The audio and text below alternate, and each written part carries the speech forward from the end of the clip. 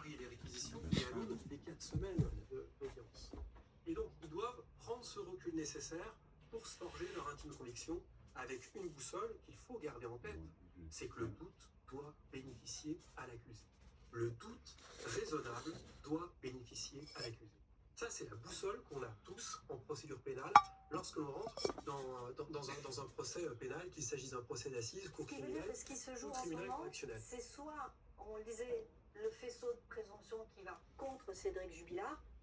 Absolument, Ouais. absolument. Moi, le sentiment que j'ai, c'est qu'il va falloir arbitrer entre la notion du faisceau d'indices et le rappel des grands principes en matière de procédure pénale, notamment le principe selon lequel le doute bénéficie. Mais néanmoins, dans le cadre de ce dossier, c'est vrai qu'on n'a pas de corps, on n'a pas d'ADN, on n'a pas de preuves irréfutables. Mais moi, j'ai déjà vu des décisions rendues par des cours criminelles ou par des cours d'assises qui se fondaient en fait à la fois sur les faits, mais également sur la personnalité, sur la cohérence des déclarations de la ou des victimes et sur l'incohérence des déclarations du ou des mis en cause.